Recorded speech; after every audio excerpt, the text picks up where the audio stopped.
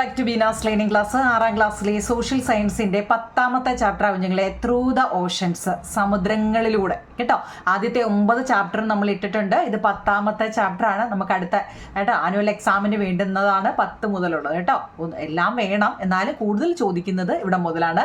10ാമത്തെ chapter കേട്ടോ, through the oceans, സമുദ്രങ്ങളിലൂടെ കേട്ടോ. എന്തിലൂടെയാണ്? സമുദ്രങ്ങളിലൂടെ. അപ്പം നമ്മൾ ത്രൂ ദ കോണ്ടിനെന്റ് പഠിച്ച ഓർമ്മയുണ്ടോ കുഞ്ഞുങ്ങളെ? ത്രൂ ദ കോണ്ടിനെന്റ് ഏതൊക്കെയാ കോണ്ടിനെന്റ് എന്ന് പറഞ്ഞേ? പെട്ട് ഇല്ലയോ? ചത്ത് അല്ലേ? ഏതൊക്കെയാ കോണ്ടിനെന്റ് ഏതൊക്കെയാണോ, ഓഷൻ ഏതൊക്കെയാണോ എന്ന് പറഞ്ഞ കുഞ്ഞുങ്ങളെ? തപ്പണ്ട, അവിടെ ഞാൻ ഇവിടെ എഴുതി വെച്ചിട്ടുണ്ട് കേട്ടോ. ഇത് ഫസ്റ്റിൽ എഴുതണമെന്ന് വിചാരിച്ച കുഞ്ഞുങ്ങളെ. അപ്പം നിങ്ങൾക്ക് അറിയാമെന്ന് കരുതിയാണ് കേട്ടോ. അറിയാമെന്ന് എനിക്കറിയാം, എന്നാലും ഞാൻ ഒന്നും കൂടെ പറയുകയാണ്. കോണ്ടിനെന്റ്സിനെ കുറിച്ച് നമ്മൾ പഠിച്ചതാണ്. 7 എണ്ണം ഉണ്ട്. Asia, Africa, north America, south America, Antarctica, Europe, Australia അല്ലേ? ഈ 7 എണ്ണം മലയാളത്തിലും ഇംഗ്ലീഷിലും ഈ പേരൊക്കെ തന്നെ കേട്ടോ പഠിക്കണേ. ഓഷൻസ്, സമുദ്രങ്ങൾ ഏതൊക്കെയാണ്? Pacific oceans, Atlantic oceans, Indian oceans, southern oceans, Arctic oceans കേട്ടോ. അപ്പം ഇത് രണ്ടും ഒന്ന് പഠിച്ചു വെച്ചേക്കണേ. നമുക്ക് ഈ കോണ്ടിനെന്റുകൾ ഏതൊക്കെയാണ്? 7 എണ്ണമാണ് ഭൂഖണ്ഡങ്ങൾ കേട്ടോ. ഭൂഖണ്ഡങ്ങൾ 7 എണ്ണം ഉണ്ട്. ഓഷൻസ് 5 എണ്ണം ഉണ്ട് കേട്ടോ. ഇത് മറക്കാതെ എണ്ണമൊക്കെ ഒന്ന് പഠിച്ചു വെച്ചേക്കണം. 7 കോണ്ടിനെന്റുകളാണ്, ഭൂഖണ്ഡങ്ങൾ 7 എണ്ണവുമാണ്, ഓഷൻസ് അല്ലെങ്കിൽ സമുദ്രങ്ങൾ 5 എണ്ണവുമാണ്. നമുക്ക് ഇതിനെക്കുറിച്ചൊക്കെ പഠിക്കാനുണ്ട്. കോണ്ടിനെന്റിനെ കുറിച്ച് നമ്മൾ വ്യക്തമായിട്ട് അല്ലേ പഠിച്ചതാണ് ഇല്ലയോ കുഞ്ഞുങ്ങളെ? നമ്മൾ നല്ലപോലെ എല്ലാം ഏറ്റവും വലുത് ഏതാണ്, ഏറ്റവും ചെറുത് ഏതാണ് അല്ലേ? ഏഷ്യയാണ് ഏറ്റവും വലുത് അല്ലേ? ഏറ്റവും ചെറുത് ഓസ്ട്രേലിയയാണ്. അതിനെക്കുറിച്ചൊക്കെ നമ്മൾ വിശദമായിട്ട് പഠിച്ചതാണ്. ഇനി നമ്മൾ ഓഷൻസിനെ കുറിച്ചാണ് കുഞ്ഞുങ്ങളെ. സമുദ്രങ്ങളാണ്. ഏറ്റവും വലുത് ഏതാ? പസഫിക് ആണ് കേട്ടോ. Pacific oceans, Atlantic, Indian oceans, southern Ocean എന്ന് വെച്ചാൽ ദക്ഷിണ സമുദ്രം എന്നാണ് കേട്ടോ. ആർട്ടിക് ഓഷൻസ് എന്ന് വെച്ചാൽ ആർട്ടിക് ഓഷൻസ് കേട്ടോ. ഈ 5ഉം 7ഉം ഒന്ന് പഠിച്ചു വെച്ചേക്കണം കേട്ടോ. അപ്പോൾ നമ്മൾ ഇന്ന് ടെസ്റ്റിൽ നമ്മൾ വെള്ളത്തെക്കുറിച്ചാണ് കുഞ്ഞുങ്ങളെ പഠിക്കാൻ പോകുന്നത് കേട്ടോ. ഓഷൻസ് എന്ന് വെച്ചാൽ നമുക്കറിയില്ലേ, സമുദ്രം. അപ്പോൾ ടെസ്റ്റ് എടുക്കുക. ഇതാണ് ടെസ്റ്റ്. ഈ ടെസ്റ്റിനകത്തിലേ നമ്മുടെ NV കൃഷ്ണവാര്യരുടെ ഒരു നോവലുണ്ട് കേട്ടോ. അദ്ദേഹത്തിൻ്റെ ആ വെള്ളപ്പൊക്കം എന്ന് പറയുന്ന ഒരു നോവലല്ല, കവിത കേട്ടോ. ഒരു കവിതയുടെ ഒരു 2-3 വരി നമുക്കിവിടെ കൊടുത്തിട്ടുണ്ട് കേട്ടോ. ഒരു കവിതയാണ്. നോക്കാം. വയലും പുഴയും കടന്നു പോകാം, കടലിൽ പകർന്നു പോകാം, പഴയ കാലത്ത് കൊളംബസ് പോയ പോൽ പുതിയ ലോകങ്ങൾ തിരഞ്ഞു പോകാം, നമ്മൾ പുതുവനാവട്ടങ്ങൾ തേടിപ്പോകാം. ഇത് കാണാതൊന്നും പഠിക്കണ്ട. അദ്ദേഹം എഴുതിയ ഒരു കവിതയുടെ കുറച്ച് വരികൾ തന്നേക്ക്. ഇത് കാണാതൊന്നും പഠിക്കണ്ട കേട്ടോ. എന്ന് വെച്ച് കഴിഞ്ഞാൽ അതിൻ്റെ തൊട്ട് താഴെ നമുക്ക് പഠിക്കാനുള്ള കാര്യങ്ങളുണ്ട്. ഞാൻ ആ ഫസ്റ്റ് ഒന്ന് വായിച്ച് നോക്കാം കുഞ്ഞുങ്ങളെ. എല്ലാവർക്കും നോട്ട് മതി, ടെസ്റ്റ് വായിക്കേണ്ട, നോട്ട് മതി എന്ന് പറയുന്നവരുണ്ട്. പക്ഷേ പ്രത്യേകിച്ച് സോഷ്യൽ പഠിക്കുമ്പോഴേ നമ്മൾ ടെസ്റ്റ് വായിച്ച് തന്നെ പോകണം കേട്ടോ. ഞാൻ ഇത്രയും ഒന്ന് വായിച്ചിട്ട് അതിൻ്റെ മലയാളം പറയാം. നോക്കി കുഞ്ഞുങ്ങളെ. You might have heard about adventurous seafarers like Columbus. Their voyages through the oceans and exploring new world have found a place in history. Shall we set out on a journey to know more about the oceans? അല്ലേ? എന്ന് വെച്ചാൽ എന്താ ഇതിനകത്തിൽ പറയുന്നത്? കൊളംബസിനെ പോലെ സാഹസിക യാത്ര നടത്തിയ നാവികരെ കുറിച്ച്. ഇവിടെ സാഹസിക യാത്ര ചെയ്ത ഒരാളുടെ പേരാണ് കൊളംബസ്. പേര് ഓർത്തുണ്ടെങ്കിൽ കുഞ്ഞുങ്ങളെ ആരാ? കൊളംബസ്. ആ സ്പെല്ലിങ് നോക്കിയേ, COLUMBUS, കൊളംബസ് കേട്ടോ. ഈ കൊളംബസിനെ പോലെ സാഹസികമായ യാത്ര നടത്തിയ നാവികരെ കുറിച്ച് നിങ്ങൾ കേട്ടിട്ടുണ്ടോ എന്ന് ചോദിച്ചിട്ടുണ്ട്. ഉണ്ടോ കുഞ്ഞുങ്ങളെ? നിങ്ങൾ കേട്ടിട്ടുണ്ടോ? യു മൈറ്റ് ഹാവ് ഹിയർഡ്, നിങ്ങൾ കേട്ടിട്ടുണ്ടോ? ഉണ്ടോ അല്ലേ?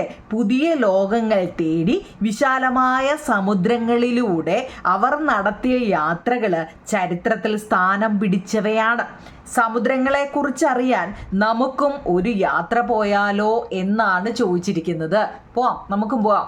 ഇവിടെ ഇല്ലേ, നമ്മൾ കിടന്ന് ഇട്ടാവട്ട സ്ഥലത്ത് കിടന്ന് നമ്മൾ കിടന്ന് കറങ്ങുക ഇല്ലയോ? നമ്മളെയൊക്കെ ആര് കൊണ്ടുപോകാൻ ഇല്ലയോ?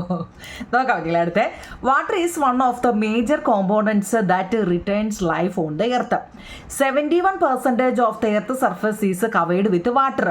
You know that oceans, backwaters, lakes, rivers, streams, springs, reservoirs and wells are different sources of water. These include surface water sources and underground water sources. While surface water sources are found on the surface of the earth, underground sources are found just beneath the surface inside the earth. അല്ലോ മനസ്സിലായോ? അതായത് നമ്മുടെ ഭൂമിയിൽ ജീവൻ നിലനിർത്തുന്ന നോക്കണേ കുഞ്ഞുങ്ങളെ, നമ്മുടെ ഭൂമിയിൽ ജീവൻ നിലനിർത്തുന്ന പ്രധാന ഘടകങ്ങളിൽ ഒന്നാണ് ജലം. ജലമില്ലാതെ നമുക്ക് വല്ലതും പറ്റുന്നുണ്ടോ? ഉണ്ടോ കുഞ്ഞുങ്ങളെ? വെള്ളം കുടിക്കാതെയൊക്കെ നമുക്ക് പറ്റുന്നുണ്ടോ? ഇല്ല. ഭൂമിയിൽ ജീവൻ നിലനിൽക്കണമെങ്കിൽ, ജീവൻ നിലനിർത്തുന്നതിൽ ഒരു പ്രധാന മേജർ കോമ്പോണൻസ് ആണ് കേട്ടോ, പ്രധാന ഘടകങ്ങളിൽ ഒന്നാണ് വാട്ടർ കേട്ടോ. ഭൗമ ഉപരിതലത്തിൽ, ഭൂമിയുടെ ഉപരിതലത്തിൽ, അതാണ് ഈ ഭൗമ ഉപരിതലം എന്ന് പറയുന്നത് കേട്ടോ, ഭൂമിയുടെ ഉപരിതലം കേട്ടോ. ഭൗമ ഉപരിതലത്തിൻ്റെ 71% ജലമാണ്. ഏതൊക്കെയാ? സമുദ്രങ്ങള്, കായലുകള്, തടാകങ്ങള്, നദികള്, അരുവികള്, ഉറവകള്, ജലസംഭരണികള്, കിണറുകള് എന്നിവ ജലത്തിന്റെ വിവിധ സ്രോതസ്സുകളാണെന്ന് നിങ്ങൾക്കറിയാമല്ലോ. ഇവയിൽ ഉപരിതല ജലസ്രോതസ്സുകളും ഭൂഗർഭ ജലസ്രോതസ്സുകളും ഉൾക്കൊള്ളുന്നു അല്ലെ. ഉപരിതല ജലസ്രോതസ്സുകൾ ഭൗമ ഉപരിതലത്തിൽ കാണപ്പെടുമ്പോൾ ഭൂഗർഭ ജലസ്രോതസ്സുകളോ നമ്മുടെ ഉപരിതലത്തോട് ചേർന്ന് ഭൂമിക്കുള്ളിലായിട്ട് കാണപ്പെടുന്നു എന്നതാണ്. ഇതിൽ ഒക്കെ നമുക്ക് കുറച്ച് വൺ വേർഡ് എടുക്കാം കേട്ടോ. എന്താണെന്നറിയോ? നോക്കിക്കേ. Water is one of the major components that retains life on the earth അല്ലേ. നമ്മുടെ ഭൂമിയിൽ ജീവൻ നിലനിർത്തുന്ന പ്രധാന ഘടകങ്ങളിൽ ഒന്നാവും നിങ്ങൾ ഏതാ? വാട്ടർ അല്ലെങ്കിൽ ജലം അല്ലേ. ഇതൊന്ന് മനസ്സിലാക്കുക എന്നുള്ളതാട്ടോ. ഒരു മാർഗം കാണും ചിലപ്പോൾ ചോദിച്ചാലോ. നമ്മുടെ ഭൂമിയിൽ ജീവൻ നിലനിർത്തുന്ന പ്രധാന ഘടകങ്ങളിൽ ഒന്നാണ് ജലം. ഇനി dash of the earth surface is covered with water അല്ലേ. എന്ന് വെച്ചാൽ ഭൗമ ഉപരിതലത്തിൽ, നമ്മുടെ ഭൂമിയുടെ ഉപരിതലത്തിന്റെ 71% എന്താ കുഞ്ഞുങ്ങളെ? വാട്ടറാണ് കേട്ടോ. 71% ജലമാണ്. ഇനി നമ്മളിപ്പോൾ പറഞ്ഞു ഡിഫറൻറ്റ് സോഴ്സസ് ഓഫ് വാട്ടർ. നമുക്ക് പല തരത്തിൽ അല്ലേ വെള്ളം, നമുക്ക് ഡിഫറൻറ്റ് സോഴ്സസ് ഓഫ് വാട്ടർ പല തരത്തിലുണ്ട്. നോക്കി കുഞ്ഞുങ്ങളെ, ഇതൊക്കെ ഓരോന്നും നോക്കിയേ. ഏതൊക്കെയാണ് നമ്മളിപ്പോൾ പറഞ്ഞു. ഇതിൻ്റെ ഇംഗ്ലീഷ് അറിയാൻ വയ്യാത്തവരൊന്നും നോക്കണേ കുഞ്ഞുങ്ങളെ, അല്ലെ മലയാളം അറിയാൻ വയ്യാത്തവരൊന്നും നോക്കണേ. ഡിഫറൻറ്റ് സോഴ്സസ് ഓഫ് വാട്ടർ, ജലത്തിൻ്റെ വിവിധ സ്രോതസ്സുകൾ ഏതെല്ലാം? നോക്കിക്കേ. ഓഷൻസ്, ഓഷൻസ് എന്ന് വെച്ചാൽ സമുദ്രങ്ങൾ. ബാക്ക് വാട്ടേഴ്സ് എന്ന് വെച്ചാൽ കായലുകൾ. ലേക്സ് എന്ന് വെച്ചാൽ തടാകങ്ങൾ. റിവേഴ്സ് എന്ന് വെച്ചാൽ നദികൾ. സ്ട്രീംസ് എന്ന് വെച്ചാൽ അരുവികൾ. സ്പ്രിങ്സ് എന്ന് വെച്ചാൽ ഉറവകൾ. റിസർവേഴ്സ് ഉണ്ട് കേട്ടോ, എന്നുവെച്ചാൽ ജലസംഭരണികൾ. ഈ വലിയ വലിയ ജലസംഭരണികൾ എന്നൊക്കെ കേട്ടിട്ടുണ്ടോ? നമ്മുടെ ഈ ഡാമുകളിലൊക്കെ റിസർവേഴ്സ് കേട്ടോ. അതുപോലെ വെല്ല്, കിണറുകൾ. അപ്പോൾ 8 നോക്കിക്കേ, 8 എണ്ണം തന്നിട്ടുണ്ട്. Sources of water, oceans, back waters, lakes, reverse, streams, springs, reservoirs, Wells. സമുദ്രങ്ങൾ, കായലുകൾ, തടാകങ്ങൾ, നദികൾ, അരുവികൾ, ഉറവകൾ, ജലസംഭരണികൾ, കിണറുകൾ. ഓക്കെ ആണോ കുഞ്ഞുങ്ങളെ ഈ 3 ആദ്യത്തെ എന്ന് വെച്ച് കഴിഞ്ഞാൽ അതായത് നമ്മുടെ ഭൂമിയിൽ ജീവൻ അല്ലേ, ജീവനെ നിലനിർത്തുന്ന പ്രധാന ഘടകമാണ് ജലം. ഇതൊക്കെ ഒന്ന് റഫായിട്ട് അറിഞ്ഞിരുന്നാൽ മതി. നമ്മുടെ ഭൂമിയുടെ ഉപരിതലത്തിൽ 71% എന്താ കുഞ്ഞുങ്ങളെ? ജലമാണ്. ഇവിടെ മുതലാണ് നമ്മുടെ മെയിൻ ക്വസ്റ്റ്യൻ ആൻസർ. അതായത് സോഴ്സസ് ഓഫ് വാട്ടർ, ജലത്തിന്റെ വിവിധ സ്രോതസ്സുകൾ ഏതൊക്കെയാണ്? ഈ 8 എണ്ണവും പഠിക്കണം കേട്ടോ. നമ്മളിപ്പോൾ വായിച്ചതിൽ നിന്നുള്ള ക്വസ്റ്റ്യൻ ആൻസർ ആണ് കേട്ടോ. ഓക്കെ ആണോ? ഇനി നമ്മളിപ്പോൾ പറഞ്ഞു ഈ സോഴ്സസ് ഓഫ് വാട്ടർ അല്ലേ, ഇത് 2 വിധമുണ്ട്. ഏതാണെന്നറിയോ? സർഫസ് വാട്ടർ സോഴ്സസും ഉണ്ട്, അണ്ടർഗ്രൗണ്ട് സോഴ്സസും ഉണ്ട് കേട്ടോ. സർഫേസ് വാട്ടർ സോഴ്സും ഉണ്ട്, അണ്ടർഗ്രൗണ്ട് സോഴ്സസും ഉണ്ട് കേട്ടോ. അത് സർഫസ് വാട്ടർ എന്ന് വെച്ചാൽ എന്താ കുഞ്ഞുങ്ങളെ?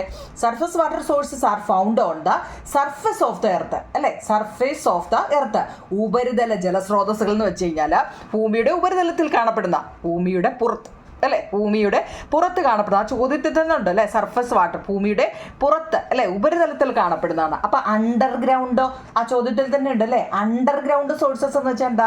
Underground sources are found just beneath കേട്ടോ. ബിനീത്ത് സ്പെല്ലിങ് നോക്കണേ കുഞ്ഞുങ്ങളെ. The surface inside the earth.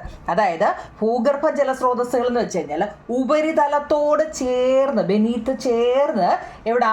ഭൂമിക്കുള്ളിലായിട്ട് കാണപ്പെടുന്നതാണ് കേട്ടോ. ഭൂഗർഭ ജലസ്രോതസ്സുകൾ ഉപരിതലത്തോട് ചേർന്ന് ഭൂമിക്കുള്ളിലായിട്ട് കാണപ്പെടുന്നതാണ് കേട്ടോ. ഓക്കെ ആണോ കുഞ്ഞുങ്ങൾ? അത്രയും അത് ഈ 4ഉം 5ഉം മനസ്സിലാവുന്നുണ്ടോ? മനസ്സിലായോ? നമ്മളിപ്പോൾ സോഴ്സസ് ഓഫ് വാട്ടർ ആണ് പഠിക്കുന്നത് അല്ലേ. സോഴ്സസ് ഓഫ് വാട്ടർ എന്ന് വെച്ച് കഴിഞ്ഞാൽ സർഫേസ് എന്ന് വെച്ചാൽ നമ്മുടെ ഭൂമിക്ക് അകത്തും വെള്ളമുണ്ട്, പുറത്തും വെള്ളമുണ്ടെന്നാണ് ഒറ്റ വാക്കിൽ പറഞ്ഞത് അല്ലേ. അകത്തുള്ളതും പുറത്തുള്ളതുമാണ് പറയുന്നത് ഉപരിതല ജലസ്രോതസ്സുകളും അണ്ടർഗ്രൗണ്ട് സോഴ്സസും കേട്ടോ. അത് നല്ലപോലെ പഠിക്കണേ. അങ്ങനെ ആണെങ്കിൽ ടെസ്റ്റിൽ അതിൻ്റെ തൊട്ട് താഴെയായിട്ട് പറയുന്നുണ്ട്, ഇങ്ങനൊരു ചോദ്യമുണ്ട്. സോഴ്സസ് ഓഫ് വാട്ടർ അല്ലേ, sources of water, surface water സോഴ്സസും അണ്ടർഗ്രൗണ്ട് സോഴ്സസ് വാട്ടറും ഏതാണ്? അതിൻ്റെ മുമ്പ് ഏതാണ്ട് ഇവിടെ കുറേ പടം തന്നിട്ടുണ്ട് കുഞ്ഞുങ്ങളെ. നോക്കിക്കേ. വെൽ, കിണറുണ്ട്. ലേക്സ് അല്ലേ, ലേക്സ് ഉണ്ട്. സ്പ്രിങ്സ് ഉണ്ട്. ബോർവെല്ലുണ്ട്. പിന്നെ റിവറുണ്ട്. ഓഷൻ ഉണ്ട് കേട്ടോ. വെല്ലെന്ന് വെച്ചാൽ എന്താ കുഞ്ഞുങ്ങളെ, കിണറുണ്ട്. ലേക്ക് എന്ന് വെച്ചാൽ എന്താ, തടാകങ്ങളുണ്ട്. സ്പ്രിങ് എന്ന് വെച്ചാൽ എന്താണ്, നീരുറവാന്ന് കേട്ടോ, നീരുറവയുണ്ട്. ബോർവെൽ എന്ന് വെച്ചാൽ നമുക്കറിയാം കുഴൽ കിണർ അല്ലേ, അതിൻ്റെ ബാക്കിലിട്ട് ഇങ്ങനെ നമ്മൾ നല്ലപോലെ പ്രഷർ ചെയ്യണം അല്ലേ, നല്ലപോലെ ഇങ്ങനെ അടിക്കുമ്പോഴാണ് അല്ലേ ബോർവെല്ല്. പിന്നെ റിവറുകൾ അല്ലേ, നദികളുണ്ട്. പിന്നെ ഓഷൻസ്, സമുദ്രങ്ങളുണ്ട്. ഇവിടെ 6 പടം നമുക്ക് തന്നിട്ടുണ്ട് അല്ലേ, 6 പടം നമുക്ക് കിണർ അല്ലേ 6 തന്നിട്ടുണ്ട്. ഈ 6 പടത്തിൽ നിന്നാണ് നമ്മളോട് ഇവിടെ സോഴ്സസ് ഓഫ് വാട്ടർ എന്ന് നമ്മളോട് ചോദിച്ചത്. ഞാനിവിടെ മലയാളംകാർക്ക് ഇംഗ്ലീഷ് മീഡിയക്കാർക്ക് നല്ല എഴുതി വെച്ചിട്ടുണ്ടോ നിങ്ങളെ, ജലസ്രോതസ്സുകൾ ഏതൊക്കെയാണ് ഇവിടെ ഉപരിതലത്തിൽ കൂടെ വരുന്നത്. നമ്മൾ ഈ പടത്തിൽ ഏതൊക്കെയാ, റിവർ അല്ലേ, റിവർ മുകളിൽ കൂടെ ആണ്. പിന്നെ ഓഷൻസ്, സമുദ്രം, ലേക്ക്, തടാകം, ഇതെല്ലാം ഉപരിതലത്തിലെ അല്ലേ, ഇല്ലയോ, ഉപരിതലത്തിലുള്ളതാണ്. എന്നാൽ അടിയിൽ അല്ലേ, അണ്ടർഗ്രൗണ്ട്, ഭൂഗർഭ ജലസ്രോതസ്, സ്പ്രിങ്സ്, നീരുറവയൊക്കെ കേട്ടിട്ടുണ്ടോ നിങ്ങളെ, ഊറ്റിളകുക എന്നൊക്കെയാണ് നമ്മുടെ ഇവിടെയൊക്കെ പറയുന്നത് കേട്ടോ. കിണറിനകത്തിൽ ഊറ്റി ഇളകി വരുന്നൊക്കെ നമ്മൾ, ഓരോ നാട്ടിൽ ഓരോ ഭാഷയാണ്. ഇതിനി വേറെ വല്ല അർത്ഥമുണ്ടോ എന്ന് എനിക്കറിയില്ല നിങ്ങളെ. ഇവിടെയൊക്കെ നമ്മുടെ നാട്ടിലൊക്കെ ഇവിടെയൊക്കെ പറയുന്നത് കിണറ്റിനകത്തിൽ ഊറ്റിറങ്ങുന്നുണ്ട് എന്നൊക്കെ പറയും. എന്ന് വെച്ചാൽ വെള്ളം എന്താ ഇങ്ങനെ കുറച്ചായിട്ട് വരുന്നുണ്ട്. സ്പ്രിങ് നീരുറവ കേട്ടോ, അതുപോലെ തന്നെ എന്താ, സ്പ്രിങ് നീരുറവ. ഓക്കെ, വെല്ല് കിണർ, പിന്നെയോ ബോർവെല്ല് കുഴൽ കിണർ. ഇതൊക്കെ എന്താണ്, നമുക്ക് ഭൂമിക്ക് അടിയിൽ അണ്ടർഗ്രൗണ്ട് വാട്ടർ ആണ് അല്ലേ, ഭൂഗർഭ ജലസ്രോതസ്സുകളാണ്. അപ്പം ഇത് തിരിഞ്ഞു പോവല്ലേ, ഏതാ ഉപരിതലത്തിൽ കൂടി കിട്ടുന്നതും അതുപോലെ തന്നെ ഭൂമിക്ക് അടിയിൽ നിന്നും കിട്ടുന്നതും കേട്ടോ. അത് നമ്മളിങ്ങനെ ഭൂമിയുടെ പുറത്തുകൂടിയും അകത്തുകൂടിയും ഉള്ളതാണ് അല്ലേ. അപ്പം അത് പറയുന്നത് എങ്ങനെയാ, ഉപരിതല ജലസ്രോതസ്സുകളും ഭൂഗർഭ ജലസ്രോതസ്സുകളും അല്ലേ, സർഫേസ് വാട്ടർ സോഴ്സസും അണ്ടർഗ്രൗണ്ട് വാട്ടർ സോഴ്സസും. ഓക്കെ ആണോ കുഞ്ഞുങ്ങളെ, എത്രയും ഓക്കെ ആണല്ലോ. അപ്പോൾ നമ്മൾ ഇത്രയാണ് വായിച്ചത്. അടുത്തതാണ്ട് ഇതിൻ്റെ തൊട്ട് ഇപ്പുറത്തുണ്ട്, ഏതാണെന്നറിയോ, അതിൻ്റെ തൊട്ടി താഴെ കൊടുത്തത്, what are the water sources that we use for our daily needs. നോക്കിക്കേ, അതുകൊണ്ട് 7-മത്തേത് ഞാൻ ആ ചോദ്യം തന്നെ എഴുതിയിട്ടുണ്ട്. നമ്മളെല്ലാം ഒരു ചോദ്യം കളഞ്ഞിട്ടില്ല. What are the water sources that we use for our daily needs. ദൈനംദിന ആവശ്യങ്ങൾക്ക്, ദിവസവും, ദൈനംദിനം എന്ന് വെച്ചാൽ എന്താ, എല്ലാ ദിവസവും ജലം ഏതെല്ലാം സ്രോതസ്സുകളിൽ നിന്നാണ് നമുക്ക് ലഭിക്കുന്നത്. ഏതൊക്കെയാ കുഞ്ഞുങ്ങളെ, സ്പ്രിങ് അല്ലേ, നീരുറവ നമ്മളിപ്പോൾ പറഞ്ഞായിരുന്നല്ലോ അല്ലേ. പിന്നെ വെല്ല്, കിണറിൽ നിന്ന് നമ്മൾ എടുക്കും. ബോർവെല്ല്, കുഴൽ കിണറിൽ നിന്ന് എടുക്കും. നദികളിൽ നിന്ന് എടുക്കും അല്ലേ. ഇപ്പം തന്നെ നമുക്ക് വെള്ളത്തിന് ഇപ്പം ഏത് മാസവും കുഞ്ഞുങ്ങളെ, ജനുവരി പോലും ആയിട്ടില്ല അല്ലേ, നാളെ ജനുവരി അല്ലെ മറ്റന്നാൾ ജനുവരിയാണ്. എന്നിട്ട് പോലും ഇപ്പം നമുക്ക് വെള്ളത്തിന് ഭയങ്കര ക്ഷാമമായിക്കൊണ്ടിരിക്കുകയാണ് അല്ലേ. കിണറുകളിലൊക്കെ വെള്ളം പറ്റിക്കൊണ്ടേയിരിക്കുകയാണ്, വെള്ളത്തിന് ഷോർട്ടേജ് ആയിക്കൊണ്ടിരിക്കുകയാണ്. അപ്പം മാർച്ച് ആകുമ്പോഴത്തെ അവസ്ഥയൊന്നും ആലോചിച്ച് നോക്കിയല്ലേ. നമുക്ക് ഇപ്പോഴേ വെള്ളത്തിന് കിണറ്റിലെ അളവ് കുറഞ്ഞുകൊണ്ടേയിരിക്കുക, മോട്ടർ അല്ലേ വെള്ളം എടുക്കുന്നില്ല, ആ അവസ്ഥയിലോട്ടൊക്കെ പോയിക്കൊണ്ടിരിക്കുക. അപ്പം ഇതാണ് വെള്ളത്തിൽ അല്ലേ. അപ്പം നമ്മൾ ചോദിച്ചേക്കുന്നത്, നമുക്ക് ദിവസവും അല്ലേ, നമുക്ക് കിണറിൽ നിന്ന് എടുക്കുന്നുണ്ട്, കുഴൽ കിണറുകളിൽ നിന്ന് എടുക്കുന്നുണ്ട്, നദികളിൽ നിന്നും വെള്ളം എടുക്കുന്നുണ്ട് കേട്ടോ. ഓരോരുത്തരൊക്കെ പൈപ്പ് വെച്ച് ഒക്കെ എടുക്കുന്നുണ്ട്, നീരുറവകൾ ഒക്കെ. ഓക്കെ ആണല്ലോ. ഓക്കെ, അതിൻ്റെ തൊട്ട് താഴെ ഒരു ചോദ്യം ചോദിച്ചിട്ടുണ്ട്. In spite our continuous usage by living beings why doesn't the water run out. അതായത് നമ്മുടെ ജീവജാലങ്ങൾ, ലിവിങ് ബീയിങ്സ്, ജീവജാലങ്ങൾ ഭൂമിയിൽ ജലം നിരന്തരമായിട്ട് ഇങ്ങനെ ഉപയോഗിക്കുക. നമ്മുടെ നമ്മളൊക്കെ ജീവനുള്ള ജാലങ്ങളല്ലേ അല്ലേ, ജീവജാലങ്ങളല്ലേ. ഭൂമിയിലെ ജലം നിരന്തരമായിട്ട് നമ്മൾ ഇങ്ങനെ ഉപയോഗിച്ചിട്ടും ഇത് തീർന്നു പോകാത്തത് എന്തുകൊണ്ടാണ്? നമ്മൾ എന്നും ഉപയോഗിക്കുന്നുണ്ടല്ലോ അല്ലേ, നമ്മളല്ലെങ്കിൽ മറ്റുള്ളവരെല്ലാവരും ജലം ഉപയോഗിക്കുന്നുണ്ട്. എന്തുകൊണ്ടാണിത് തീർന്നു പോകാത്തത് എന്നൊരു ചോദ്യം നമ്മളോട് ടെസ്റ്റ് ചോദിച്ചിട്ടുണ്ട്. അവിടെ തന്നെ അതിൻ്റെ ഉത്തരവും പറഞ്ഞിട്ടുണ്ട്. എന്താണെന്നറിയാമോ, നോക്കിക്കേ. അതായത് as a result of circulation of water, അതായത് വാട്ടർ സൈക്കിൾ എന്ന് പറയുന്നൊരു സാധനമുണ്ട് കേട്ടോ. നമ്മൾ അതൊക്കെ ഇപ്പോൾ പഠിക്കുന്നുണ്ട് കേട്ടോ. എന്താണ് വാട്ടർ സൈക്കിൾ എന്ന് ഇപ്പം നമ്മൾ പഠിക്കും കേട്ടോ. ജലചക്രം എന്നൊക്കെ അതിന് പറയും. As a result of circulation of water അല്ലെങ്കിൽ water cycle in the hydrosphere. എന്താണ് ഹൈഡ്രോസ്ഫിയർ എന്നും നമ്മളിപ്പോൾ പഠിക്കുന്നുണ്ട്. Water in the water sources in എന്താ ഡു നോട്ട് ഗെറ്റ് ഡിപ്ലിക്റ്റഡ്. ആ സ്പെല്ലിംഗ് നോക്കി കഴിഞ്ഞാൽ depleted despite its use. DEPLETED എന്നാണ് ഡിപ്ലിക്റ്റഡ് കേട്ടോ. ഡെസ്പൈറ്റ് ഇറ്റ്സ് യൂസ് എന്ന് വെച്ച് കഴിഞ്ഞാൽ എന്താണെന്നറിയോ, ഈ ഹൈഡ്രോസ്ഫിയർ എന്ന് വെച്ചാൽ ജലമണ്ഡലം എന്നാണ് കേട്ടോ. നമ്മളിപ്പോൾ അതിനെക്കുറിച്ച് പഠിക്കുന്നുണ്ട്. ജലമണ്ഡലം എന്ത് കുഞ്ഞുങ്ങൾ, ഈ ജലമണ്ഡലം, അപ്പം അതിനെക്കുറിച്ച് നമുക്ക് പഠിക്കാം. ഇപ്പം എന്താ നമ്മൾ പഠിക്കുന്നത്, ജലമണ്ഡലം എന്നാൽ എന്തെന്ന് ഞാനിപ്പോൾ പറഞ്ഞുതരാം കുഞ്ഞുങ്ങളെ. ഈ ജലമണ്ഡലത്തിലെ ജലത്തിൻ്റെ ചാക്രീയ ചലനത്തിൻ്റെ ഫലമായിട്ട്, ഇതൊരു ചലനം നടത്തുന്നുണ്ട്, ചാക്രീയ ചലനത്തിൻ്റെ ഫലമായി ജലസ്രോതസ്സുകളിലെ ജലം ഉപയോഗത്തിനനുസരിച്ച് തീർന്നു പോകാത്തതാണ് എന്താ ഇതിന് കാരണം. എന്തിന് കാരണം? ജീവജാലങ്ങൾ ഭൂമിയിലെ ജലം നിരന്തരമായിട്ട് ഉപയോഗിച്ചിട്ടും ജലം തീർന്നു പോകാത്തതിന് കാരണം എന്താണ്? ജലമണ്ഡലത്തിലെ ജലത്തിൻ്റെ ചാക്രീയ ചലനത്തിൻ്റെ ഫലമായാണ് ജലസ്രോതസ്സുകളിലെ ജല ഉപയോഗത്തിനനുസരിച്ച് തീർന്നു പോകാത്തത്. മനസ്സിലായോ? As a result of circulation of water in the hydrosphere, water in the water sources do not get depleted despite its use. കേട്ടോ, അത് നമ്മളിപ്പോൾ വായിക്കുമ്പോൾ ഒറ്റ സെൻറ്റൻസുകൾ, ഒറ്റ വരിയേ ഉള്ളൂ. അങ്ങനെയൊക്കെയുള്ള ചോദ്യങ്ങളാവും നിങ്ങളെ കൂടുതലായിട്ടും ചോദിക്കുന്നത്. നിങ്ങൾ ഈ ക്വസ്റ്റ്യൻ കണ്ടപ്പോൾ മനസ്സിലായോ? കേട്ടോ, അങ്ങനെയൊക്കെയുള്ള കൊനഷ്ട ചോദ്യങ്ങളൊക്കെയാണ് ചോദിക്കുന്നത് അല്ലേ നമ്മളോട്, ഇല്ലയോ? നമ്മൾ കുഞ്ഞുങ്ങളാണെന്നുള്ള ഒരു ചിന്തയില്ല. നോക്കിയേ, ഇതൊക്കെ എന്തൊക്കെയല്ലയോ. അപ്പോൾ എന്താവുന്നില്ല ഈ ഹൈഡ്രോസ്ഫിയർ? നമ്മൾ പറഞ്ഞു ജലമണ്ഡലത്തിലെ ജലത്തിൻ്റെ ചാക്രീയ ചലനത്തിൻ്റെ എന്നൊക്കെ നമ്മൾ പറഞ്ഞു ഇല്ലേ? ഇതൊക്കെ എന്തുവാ? എന്താ ഈ ഹൈഡ്രോസ്ഫിയർ എന്ന് വെച്ച് കഴിഞ്ഞാൽ? അതായത് ഹൈഡ്രോസ്ഫിയറിൻ്റെ മലയാളമാണ് ജലമണ്ഡലം. The hydrosphere is the total mass of water found in the earth's surface, interior and atmosphere in solid, liquid and gases എന്ന് നമുക്ക് പറയത്തില്ല, ഒന്നില്ല ഗേഷ്യസ് സ്റ്റേറ്റ് എന്നാണ് കേട്ടോ. നമ്മൾ സോളിഡ്, ലിക്വിഡ്, ഗ്യാസ് എന്നല്ലേ നമ്മൾ പഠിച്ചിട്ടുള്ളത് അല്ലേ? അപ്പം ഗ്യാസ് എന്നുള്ളത് നമ്മൾ എന്ത് പറയുന്നത്?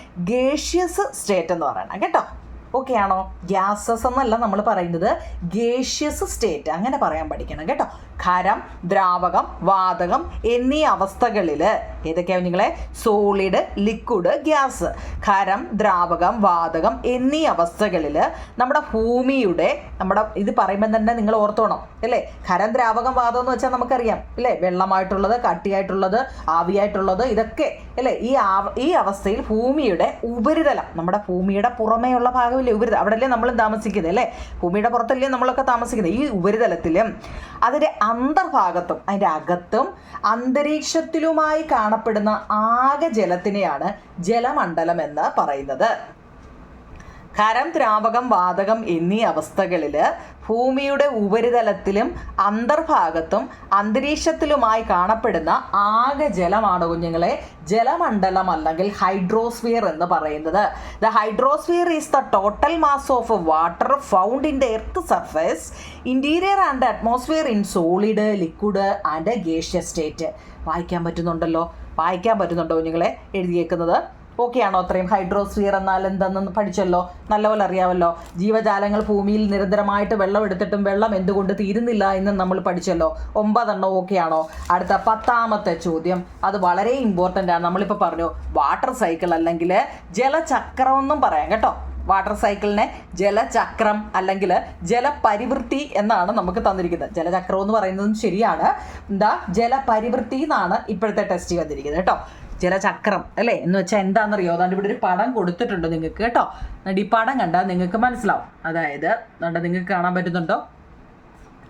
ഇത് rivers, precipitations, snow cover, condensation, lake, evaporation, ocean water, water cycle, ഇതൊക്കെ കാണുന്നുണ്ടോ? അതായത് ഇതെന്താണെന്നറിയോ നിങ്ങളെ? ഈ വെള്ളം ഉണ്ടല്ലോ, വെള്ളത്തിൽ സൂര്യൻ്റെ ചൂടേറ്റ്, കറക്റ്റ് അങ്ങനെ ഈ സൂര്യൻ്റെ ചൂടേറ്റ് വെള്ളത്തിൽ എന്ത് ചെയ്യുന്നു? വെള്ളം ചൂടായിട്ട് അതിൻ്റെ ആവിയായിട്ട് അത് എങ്ങോട്ട് പോകും? മുകളിലോട്ട് പോകും അല്ലേ? നമ്മൾ കുഞ്ഞിലേ മുതലേ പഠിക്കുന്നത്. സൂര്യൻ്റെ ചൂടേറ്റ് നമ്മുടെ വെള്ളം നല്ലപോലെ ആവിയാവുമ്പോൾ, ആവി മീൻസ് ചൂടാവുമ്പോൾ അതിനകത്ത് നിന്ന് ആവി പോകുമല്ലോ. ചൂട് കൂടുമ്പോൾ അതിനകത്ത് നിന്ന് മേപ്പോട്ട് അതിൻ്റെ ഇവാപ്പറേഷൻ അല്ലേ? മേപ്പോട്ട് അതിൻ്റെ നീരാവി പോയി മുകളിൽ ചെന്ന് നോക്കിയേ കണ്ടൻസേഷൻ. ആ പടം കണ്ടോ? ഇത് കണ്ടോ? ലേക്ക്, ഓഷനും ഒക്കെ കണ്ടോ? ഇതിൽ നിന്ന് ഇവാപ്പറേറ്റ് ചെയ്ത് മേപ്പോട്ട് പോയി കണ്ടൻസേഷൻ. കണ്ടോ? കണ്ടൻസേഷൻ കണ്ടോ? നമ്മൾ മേഘങ്ങൾ അല്ലേ? ഈ മേഘങ്ങൾ എന്ത് ചെയ്യുന്നു? മുകളിൽ ചെന്നിട്ട് തണുത്തുറഞ്ഞ് എന്ത് ചെയ്യുന്നു? തണുത്തുറഞ്ഞ് മഴയായിട്ട്. അതിനെക്കുറിച്ചാണ് നമ്മൾ ഇനിയും പഠിക്കാൻ പോകുന്നത്. എന്താണ് വാട്ടർ സൈക്കിൾ അല്ലെങ്കിൽ എന്താ കുഞ്ഞുങ്ങളെ ജലപരിവൃത്തി അല്ലെങ്കിൽ ജലചക്രം എന്നാൽ എന്താണ്?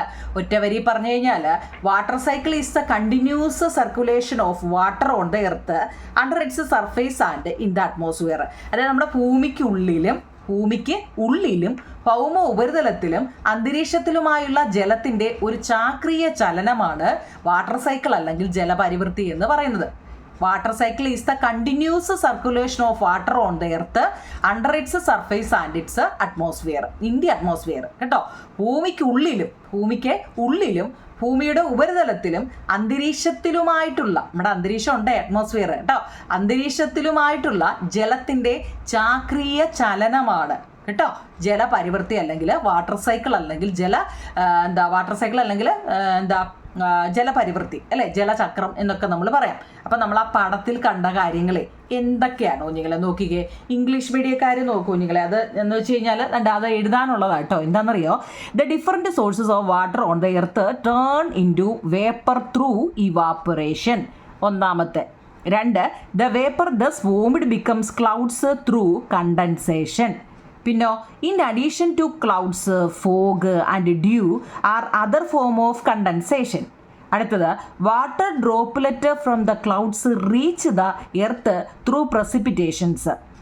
Rain, snowfall and hailstone are the different form of precipitation. ഇത് ഈ പ്രസിപ്പിറ്റേഷൻ, കണ്ടൻസേഷൻ, ഇവാപ്പറേഷൻ, ഇങ്ങനെ കുറേ കാര്യങ്ങൾ നമ്മൾ പറഞ്ഞല്ലേ. അതിനെക്കുറിച്ച് നമുക്ക് ഈ ഒരു പാർട്ടി പഠിക്കാൻ കുഞ്ഞില്ല. ഇപ്പം നമ്മൾ നോക്കിയേ, വാട്ടർ സൈക്കിളിൻ്റെ നിങ്ങൾ ഇങ്ങനെ ഓർഡറൻസ്, ഇങ്ങനെ നമ്പർ എഴുതി പഠിക്കാമെങ്കിലുണ്ടല്ലോ എളുപ്പം പഠിക്കാൻ പറ്റും. ഫസ്റ്റ് എന്താ കുഞ്ഞുങ്ങളെ, നമ്മൾ പഠിച്ചു ഭൂമിക്കുള്ളിലെയും ഭൂമിയുടെ ഉപരിതലത്തിലെയും അന്തരീക്ഷത്തിലുമായിട്ടുള്ള ഈ ജലത്തിൻ്റെ ഒരു ചാക്രിക ചലനമാണ് വാട്ടർ സൈക്കിൾ അല്ലെ ജലചക്രം എന്ന് നമ്മൾ പറഞ്ഞു. നമ്മുടെ ഭൂമിയുടെ ഉപരിതലത്തിലെ വിവിധ ജലസ്രോത, നമ്മുടെ ഭൂമിയുടെ ഉപരിതലം എന്ന് വെച്ചാൽ എന്താ കുഞ്ഞുങ്ങളെ, നമ്മുടെ ഭൂമിയുടെ പുറമേ ഉള്ള ഭാഗം അല്ലേ. ഉപരിതലത്തിൽ വിവിധ പല തരത്തിലുള്ള ജലസ്രോതസ്സുകളുണ്ട് അല്ലേ. ഇത് ജലം ബാഷ്പീകരണത്തിലൂടെ പല തരത്തിൽ, ഇപ്പം നമ്മളിപ്പോൾ പറഞ്ഞു സമുദ്രം അല്ലേ, റിവർ, ഓഷൻ, ലേക്ക്, സ്പ്രിങ്സ്, വെല്ല, ബോർവെൽ, ഇങ്ങനെ കുറേ കാര്യങ്ങളൊക്കെ നമ്മൾ പറഞ്ഞു. ഇതിലെയൊക്കെ വെള്ളം എന്താണ്, ബാഷ്പീകരണത്തിലൂടെ ആവിയായിട്ട് മേപ്പോട്ട് എന്ത് പോയി, നീരാവിയായിട്ട് മാറുന്നു. ഫസ്റ്റ് എന്തുമായിട്ട് മാറുന്നു, ഞാൻ വരയിട്ട് കൊടുത്ത എന്താ, ആദ്യമേ ബാഷ്പീകരണത്തിലൂടെ അത് നീരാവിയായിട്ട് മാറുന്നു. ഇങ്ങനെ അന്തരീക്ഷത്തിൽ നിന്ന് നീരാവി, നമ്മൾ ഈ പടം കണ്ട് നമ്മൾ പഠിച്ച അങ്ങനെ നോക്കി ഈ ലേക്കിലെയൊക്കെ വെള്ളം ഇവാപ്പറേറ്റ് ചെയ്ത് കേട്ടോ, അതായത് നീരാവിയായിട്ട് എന്താകുന്നു, മേളിൽ ചെല്ലുന്നു അല്ലേ. ഇങ്ങനെ അന്തരീക്ഷത്തിൽ നിന്ന് നീരാവി ഘനീഭവിച്ച് മേഘങ്ങൾ രൂപം കൊള്ളുന്നു. അവിടെ എന്തോ രൂപം കൊണ്ടു, അത് മേളിൽ ചെന്നിട്ട് മേഘങ്ങളായിട്ട് അവിടെ രൂപം കൊള്ളുന്നു. പിന്നെയോ, ഈ മേഘങ്ങൾ കൂടാതെ, മേഘങ്ങൾ മാത്രമാണോ അവിടെ ഉള്ളത്, മേഘങ്ങൾ കൂടാതെ അവിടെയൊക്കെ എന്തൊക്കെയുണ്ട്, ക്ലൗഡ്സ്, ഫോഗ്, ഡ്യൂ കേട്ടോ. മേഘങ്ങൾ കൂടാതെ അവിടെ മൂടൽ മഞ്ഞുകളും തുഷാരം എന്നിവയൊക്കെ അവിടെ ഘനീകരണത്തിൻ്റെ മറ്റു രൂപങ്ങളാണ് കേട്ടോ. നമ്മൾ മഞ്ഞ് വീണു, എന്തുവാ ആലിപ്പഴം വീണു എന്നൊക്കെ നിങ്ങൾ കേട്ടിട്ടുണ്ടോ കുഞ്ഞുങ്ങൾ? അതുപോലെ കട്ട മഞ്ഞുകൾ വീഴുന്ന കേട്ടോ. മേഘങ്ങൾ കൂടാതെ അവിടെ മൂടൽ മഞ്ഞ്, തുഷാരം, ഡ്യൂ കേട്ടോ, ഡ്യൂവും ഫോഗും ഒക്കെ അവിടെ ഉണ്ട് കേട്ടോ. ഘനീഭവിച്ച് മറ്റു രൂപങ്ങളാണ്. ഇനി പ്രസിപ്പിറ്റേഷനിലൂടെ എങ്ങനെയാണത്, water droplet from the clouds reach the earth through precipitation. ഈ പ്രസിപ്പിറ്റേഷൻ്റെ മലയാളമാണ് വർഷണം എന്ന് പറയുന്നത് കേട്ടോ. ഈ വർഷണത്തിലൂടെ മേഘങ്ങളിലെ ജലകണികൾ ഭൂമിയിലേക്ക് പതിക്കുന്നു. എന്ത് ഈ പ്രസിപ്പിറ്റേഷൻ, അതൊക്കെ നമുക്ക് ഇപ്പം അപ്പുറത്ത് പഠിക്കാം. ഏതാ, നമ്മളിപ്പം അറ്റ്മോസ്ഫിയർ എന്താന്ന് ഇതിനകത്തിൽ പഠിച്ചു അല്ലേ. പിന്നെന്താണ് കണ്ടൻസേഷൻ എന്താന്ന് പഠിച്ചു, പ്രസിപ്പിറ്റേഷൻ ഇതൊക്കെ എന്താന്ന് ഇപ്പം ഞാൻ പറഞ്ഞുതരാം കുഞ്ഞുങ്ങളെ. അപ്പം ഈ പോയിന്റുകൾ അങ്ങ് പഠിക്കണേ. അതായത് നമ്മുടെ ഭൂമിയുടെ ഉപരിതലത്തിൽ വിവിധ ജലസ്രോതസ്സുകളുണ്ട്. ആ ജലം ബാഷ്പീകരണത്തിലൂടെ നീരാവിയായിട്ട് ആദ്യമേ അതങ്ങ് മാറും. ഈ നീരാവി എവിടെ, അന്തരീക്ഷത്തിലിരുന്ന ഈ നീരാവി അത് ഘനീഭവിച്ച് മേഘങ്ങളായിട്ട് അവിടെ രൂപം കൊള്ളും. ഈ മേഘങ്ങൾ മൂടൽമഞ്ഞും തുഷാരവും അതായത് ഡ്യൂവും ഫോഗും ഒക്കെ ആയിട്ട് എന്താ ഘനീഭവിച്ച് മറ്റു രൂപങ്ങളായിട്ട് മാറുന്നു കേട്ടല്ലോ. ഇങ്ങനെ അവിടെ പ്രസിപ്പിറ്റേഷനിലൂടെ അല്ലെങ്കിൽ വർഷണത്തിലൂടെ മേഘങ്ങളിലെ ഈ ജലകണികൾ ഭൂമിയിലേക്ക് വീഴുന്നു. വർഷണത്തിലൂടെയാണ് മേഘങ്ങളിലെ ജലകണികൾ ഭൂമിയിലേക്ക് പതിക്കുന്നത്. മഴ, മഞ്ഞുവീഴ്ച, ആലിപ്പഴം വീഴ്ച എന്നിവയൊക്കെ ഈ പ്രസിപ്പിറ്റേഷൻ അല്ലെ വർഷണത്തിൻ്റെ വിവിധ രൂപങ്ങളാണ്. ഇത്രയേ ഉള്ളൂ കേട്ടോ, ഇത്രയേ ഉള്ളൂ. ഓക്കെ ആണോ കുഞ്ഞുങ്ങളെ? ഓക്കെ ആണോ? 5 പോയിന്റും അതുപോലെ തന്നെ പഠിക്കണേ. ഇനി നമ്മളോട് ഇപ്പം നമ്മൾ പറഞ്ഞു എന്താണ് ഈ ഇപ്പം പറഞ്ഞു ഇവാപ്പറേഷൻ സംഭവിച്ചു അല്ലെ ബാഷ്പീകരണം സംഭവിച്ചു എന്ന് പറഞ്ഞു. എന്ത് കുഞ്ഞുങ്ങളെ ഈ ബാഷ്പീകരണം? The process by which a liquid change in to gaseous form with the help of heat. ഒരു ദ്രാവകം, നമ്മുടെ ഈ വെള്ളത്തുള്ളി എന്ന് വെച്ചാൽ നീരാവി എന്ന് വെച്ചാൽ വെള്ളങ്ങളല്ലേ, വെള്ളത്തുള്ളിയല്ലേ. ഈ ദ്രാവകം താപത്തിൻ്റെ സഹായത്താൽ, ചൂടിൻ്റെ സഹായത്താൽ വാതകാവസ്ഥയിലേക്ക് മാറുന്ന പ്രക്രിയയാണ് ബാഷ്പീകരണം എന്ന് പറയുന്നത്. നമ്മൾ അടപ്പയിൽ ഗ്യാസ് വെച്ചിട്ട് നല്ലപോലെ തിളപ്പിക്കാൻ നേരം നമ്മൾ ഒരു അടപ്പ് വെച്ചൊന്ന് അടച്ചു നോക്കുക കേട്ടോ. എന്നിട്ടൊന്ന് തുറക്കുക. ഒരു ദ്രാവകം നമ്മൾ വെക്കുന്ന വെള്ളം താപത്തിൻ്റെ ചുവട്ടിൽ നമ്മൾ ചൂട് കൊടുക്കുക അല്ലെ, ഗ്യാസിൽ വെച്ച് നല്ലപോലെ ചൂട് കൊടുക്കുമ്പോൾ, അതായത് ഹീറ്റ് അല്ലെ, താപത്തിൻ്റെ സഹായത്താൽ അതെന്താ ആവിയായിട്ട് മേപ്പോട്ട് പറക്കുന്നത് നമ്മൾ കാണുന്നില്ലേ. അങ്ങനെ വാതകാവസ്ഥയിലേക്ക് മാറുന്ന പ്രക്രിയയാണ് എന്ത് പറയുന്നത്, ബാഷ്പീകരണം എന്ന് പറയുന്നത്. ഇവിടെ ഗ്യാസും അടുപ്പും ഒന്നുമല്ല, ഇവിടെ എന്താണ് നമ്മുടെ അന്തരീക്ഷത്തിലുള്ള നമ്മുടെ ഭൂമിയിലുള്ള നമ്മളിപ്പോൾ പറഞ്ഞു ഏതൊക്കെയാ ഏതൊക്കെയാണ് നിങ്ങളെ റിവറും അല്ലെ സമുദ്രവും തടാകവും അങ്ങനെയൊക്കെയുള്ള വെള്ളം ചൂട് കൊണ്ട്, അതായത് സൂര്യപ്രകാശത്തിന്റെ സാന്നിധ്യത്താൽ ചൂടുണ്ട് ആവിയായിട്ട് മേപ്പോട്ട് പോയിട്ട് എന്ത് ചെയ്യുന്നു, അതാ ഇവിടെ ഉദ്ദേശിച്ച് കേട്ടോ, വാതകാവസ്ഥയിലേക്ക് ഈ മാറുന്ന പ്രക്രിയയാണ് ബാഷ്പീകരണം അല്ലെങ്കിൽ ഇവാപറേഷൻ എന്ന് പറയുന്നത്. എന്നാൽ കണ്ടൻസേഷൻ എന്നാൽ എന്താണ്, the process by which water vapour in the air cools to form water. വായുവിലെ ഈ ജലബാഷ്പം, വായുവിൽ ഇത് മേടിച്ചെന്നല്ലോ, ഈ ജലബാഷ്പം തണുത്ത് ജലമായിട്ട് മാറുന്ന പ്രക്രിയയാണ് കണ്ടൻസേഷൻ എന്ന് പറയുന്നത് കേട്ടോ. വായുവിലെ ഈ ജലത്തുള്ളി അല്ലെ നീരാവി എന്ന് നമ്മൾ പറഞ്ഞില്ലേ, നീരാവി മേളിലോട്ട് പോയെന്ന് പറഞ്ഞില്ലേ, ഈ മേളിലോട്ട് പോയ നീരാവി തണുത്ത് അത് ജലമായിട്ട് മാറുന്ന പ്രക്രിയയാണ് നിങ്ങളെ കണ്ടൻസേഷൻ അല്ലെങ്കിൽ ഘനീകരണം എന്ന് പറയുന്നത്. അപ്പൊ എന്താ പ്രസിപ്പിറ്റേഷൻ, ഞാനിപ്പോൾ പറഞ്ഞായിരുന്നു അല്ലേ, പ്രസിപ്പിറ്റേഷൻ എന്നാൽ എന്താ നോക്കിയോ നിങ്ങളെ, the process by which water, നല്ലപോലെ നോക്കണേ കേട്ടോ, കാണാൻ പറ്റുന്നുണ്ടോ, ഫുള്ള് കിട്ടുന്നുണ്ടോ നിങ്ങളെ നോക്കിയേ. The process by which water particles fall on earth as the clouds cannot hold it further due to its increased weight and size as a result of continuous condensation. തുടർച്ചയായ ഘനീകരണത്തിലൂടെ മേഘങ്ങളിലെ ജലകണികകളുടെ വലിപ്പവും ഭാരവും കൂടുമ്പോൾ എപ്പോഴും ഇങ്ങനെ വെള്ളം ആവിയായിട്ട് മേപ്പോട്ട് ഇങ്ങനെ പോയിക്കൊണ്ടിരിക്കുക. അങ്ങനെ തുടർച്ചയായിട്ട് ഇങ്ങനെ മേളിലോട്ട് ചെല്ലുന്ന ഈ മേഘങ്ങളുണ്ടല്ലോ, ഒരു പരിധി വരെയല്ല ഇത് മേളിൽ നിൽക്കാൻ പറ്റത്തുള്ളൂ ഇല്ലയോ. നമ്മൾ ആവിയായിട്ട് മേപ്പോട്ട് ചെയ്യുന്നു അവിടെ ചെന്ന് ഒരു പരിധി വരെയല്ല നിൽക്കാൻ പറ്റത്തുള്ളൂ കുഞ്ഞുങ്ങളെ അല്ലേ. അപ്പം മേഘങ്ങളിലെ ജലകണികളുടെ വലിപ്പവും ഭാരവും കൂടുമ്പോൾ ഇത് അന്തരീക്ഷത്തിൽ തങ്ങി നിൽക്കാനാവാതെ അവ ദ്രാവക രൂപത്തിലോ അല്ലെ ഖരരൂപത്തിലോ ഭൂമിയിലേക്ക് പതിക്കുന്ന പ്രക്രിയയാണ് പ്രസിപ്പിറ്റേഷൻ അല്ലെങ്കിൽ വർഷണം എന്ന് പറയുന്നത്. 13 ക്വസ്റ്റ്യൻ ആൻസർ ആയേ. ഏറ്റവും ഇമ്പോർട്ടൻ്റ് നോക്കിയാണ് ഞാൻ ടെസ്റ്റ് വായിച്ചിട്ട് തന്നെയാണ് ഇത് പറയുന്നത്, ടെസ്റ്റിലെ കാര്യങ്ങൾ തന്നെയാണ് എഴുതി വെച്ചിരിക്കുന്നത് കേട്ടോ. അപ്പോൾ കണ്ടൻസേഷന്, പ്രസിപ്പിറ്റേഷന്, അതുപോലെ തന്നെ ബാഷ്പീകരണം ഇവാപറേഷൻ എന്നാൽ എന്ത് 13 എണ്ണമായിട്ടുണ്ട്.